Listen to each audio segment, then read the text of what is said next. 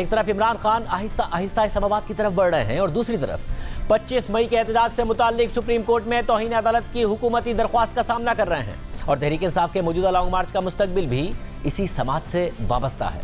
25 मई की समात में सुप्रीम कोर्ट ने तहरीक इंसाफ के वकला बाबर अवान और फैसल चौधरी से कहा था कि तहरीक इंसाफ की आला क़यादत से पूछकर बताएं कि वो इस्लामाबाद में किस जगह एहतजाज करना चाहते हैं और वकला ने बताया कि तहरीक इंसाफ H9 पार्क में जलसा करना चाहती है और यही बात अदालत ने अपने उस दिन के हुक्मनामे के पहले सफ़े पर लिखी थी। मगर इमरान खान अपने कारकुनों को लेकर डी चौक की तरफ बढ़ गए और 26 मई की सुबह जिना एवेन्यू पर एहतजाज खत्म करने का ऐलान किया।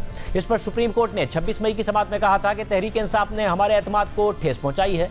फिर 1 जून को सुप्रीम कोर्ट ने 5 हुकूमती इदारों से 7 दिन में 7 सवालों के जवाब मांगे थे और जस्टिस याया आफरीदी ने अपने इख्तिलाफी नोट में लिख दिया था कि इमरान खान को तौहीन अदालत का शो कॉज देना बनता है। 1 जून से 13 अक्टूबर तक मामले की समात ही नहीं हुई और फिर 13 अक्टूबर को इमरान खान के खिलाफ तौहीन अदालत की हुकूमती दरख्वास्त पर समात हुई तो सुप्रीम कोर्ट ने इमरान खान, बाबर अवान और फैसल चौधरी से जवाब तलब किया था। इमरान खान ने अपने जवाब में कह दिया कि ना तो उन्हें अदालती कार्रवाई का पता था और ना ही अदालती हुक्मनामे का पता था और दोनों वकला बाबर अवान और फैसल चौधरी ने जवाब में कह दिया कि ना तो वो इमरान खान के वकील थे और ना ही 25 मई को उनका इमरान खान से कोई राब्ता हुआ था। इसके बाद ये सवालात पैदा हो गए हैं कि 25 मई को सुप्रीम कोर्ट के अहकामात की खिलाफ वर्जी हुई या नहीं, इमरान खान को अदालती अहकामात का पता था या नहीं, असद उमर या तहरीक इंसाफ के किसी और रहनुमा तक अदालती हिदायत पहुंची थी या नहीं, बाबर अवान और फैसल चौधरी ने अदालत को गुमराह किया या नहीं, और आइंदा किसी भी केस में समात के लिए क्या अदालत को खुद इमरान खान को बुलाकर यकीन दहानी लेनी पड़ेगी, क्योंकि वो बाद में कह देते हैं कि मुझे पता नहीं था और जो वकील है वो मेरा वकील नहीं था।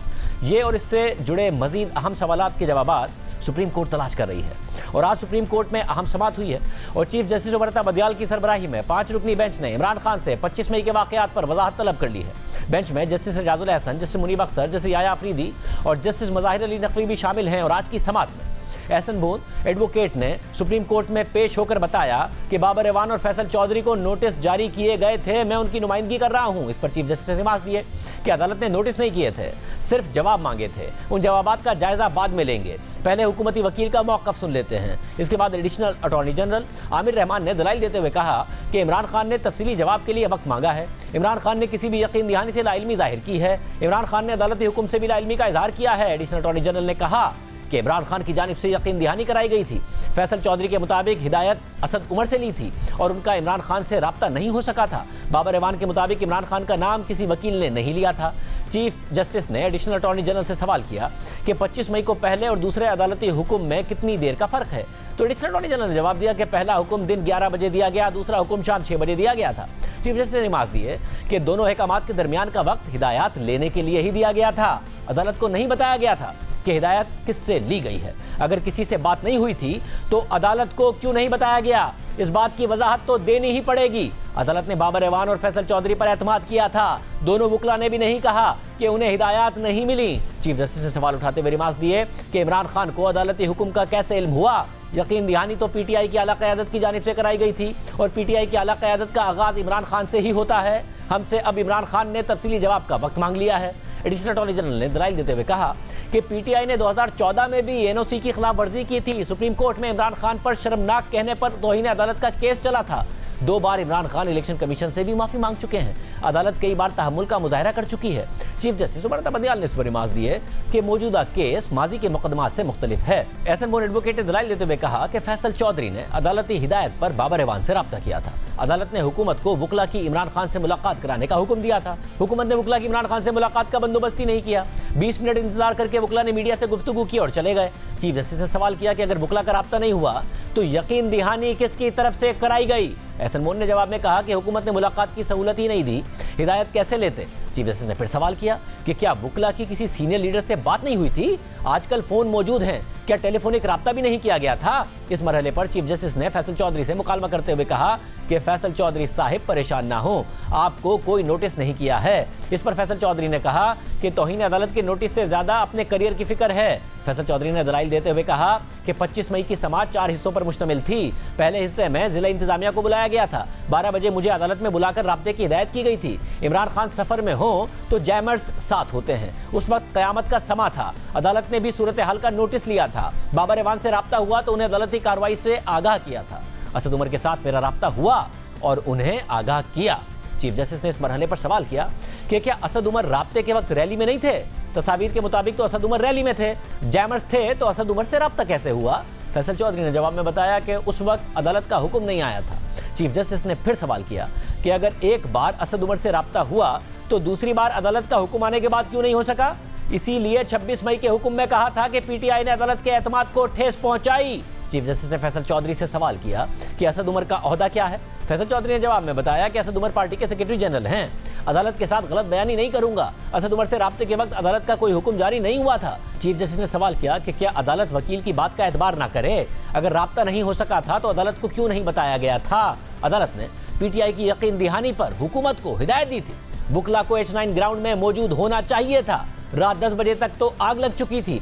क्या अदालत अब इमरान खान से पूछे कि क्या हुआ था? इस मौके पर एहसन भून ने जवाब में कहा कि अदालती हुक्म में वक्त ही 10 बजे का था। राब्ता ना होने पर ही अदालत ने क़यादत से मुलाकात कराने का हुक्म दिया था। इमरान खान से मुताल्लिक जवाब सलमान अकरम राजा देंगे। इमरान खान से मुलाकात करवाने के लिए सहूलत देने का हुक्म बिला वजह नहीं था। चीफ जस्टिस ने रिमार्क दिए कि अदालत वुकला को केस में फरीक नहीं बनाना चाहती। जस्टिस एजाजुल एहसन ने रिमार्क दिए कि वुकला ने कभी नहीं कहा था कि क़यादत से राब्ता नहीं हुआ था। वाज़े यकीन दहानी पर अदालत ने वुकला पर एतमाद किया था। जलसे के मकाम के हवाले से सिर्फ H9 ग्राउंड का कहा था। अदालत को बताया गया था कि H9 जाने वाले रास्ते बंद हैं। तहरीक इंसाफ ने अदालती हुक्म का गलत इस्तेमाल किया है। अदालत ने पीटीआई क़यादत और कारकुनों को तहफ़्फ़ुज़ दिया था। अदालती हुक्म पर हुकूमत ने रुकावटें हटा दी थी। एहसन बोन ने इस मरहले पर कहा कि वुकला के पास जहाज या हेलीकॉप्टर नहीं था कि पीटीआई की आला क़यादत से राब्ता करें। चीफ जस्टिस ने इस पर रिमार्क दिए कि गाड़ी या जहाज ना होना सिर्फ बहाने हैं। अदालत को यकीन दहानी करवाकर बहाने नहीं किए जाते। सुप्रीम कोर्ट का वकील होना एक एजाज है। असद उमर से दूसरी मरतबा राब्ता कैसे नहीं हो सकता था? अदालत ने पहले अमलाक को नुकसान ना पहुंचाने का कहा था। H9 से आगे आने का सवाल ही पैदा नहीं होता था। 2 वुकला के जरिए अदालत को गुमराह किया गया। अपना कलम आइन के खिलाफ इस्तेमाल नहीं करने देंगे। 10,000 बंदे बुलाकर 2 लाख लोगों की जिंदगी अजीरन नहीं की जा सकती। फैजाबाद धरने के दौरान एम्बुलेंस में लोग मर गए थे। क्या आपने फैजाबाद धरना केस में जस्टिस फाइज ईसा का फैसला पढ़ा है?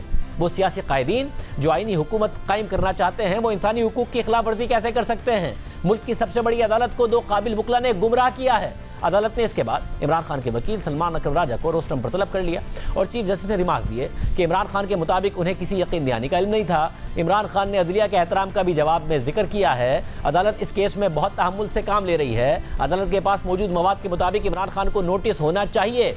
25 मई के वाक़यात पर एक जज अपने हुक्म में कह चुके हैं कि इमरान खान के खिलाफ कार्रवाई होनी चाहिए। हम इमरान खान को फिर भी वजाहत का मौका दे रहे हैं। इमरान खान का जवाब उनके दस्तखत के साथ होना चाहिए। चीफ जस्टिस ने बाबर रहमान और फैसल चौधरी को मुखातिब करके मुकालमा किया कि अदालत से जो भी बात करें वो सच पर मबनी होनी चाहिए। अगर कोई मसला हो तो अदालत को फौरी आगाह करना चाहिए। जो कुछ 25 मई के दिन हुआ वो दोबारा नहीं होना चाहिए। हफ्ते को आइंदा समाअत की तारीख मुकर्रर करेंगे।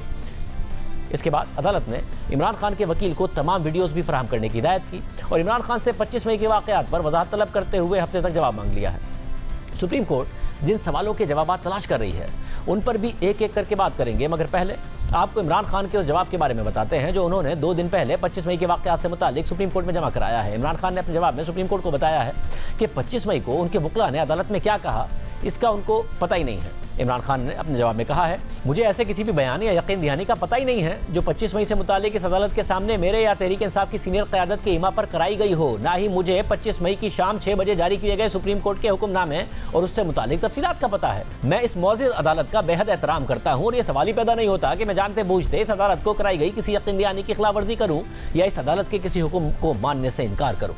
इसके अलावा अदालत में तहरीक इंसाफ के वुकला ने भी कह दिया है कि वो तो इस केस में इमरान खान के वकील ही नहीं थे। बाबर रहमान ने सुप्रीम कोर्ट में जमा कराए गए अपने जवाब में कहा है कि 25 मई को जो समाअत हुई उसमें इमरान खान का जिक्र ही नहीं था।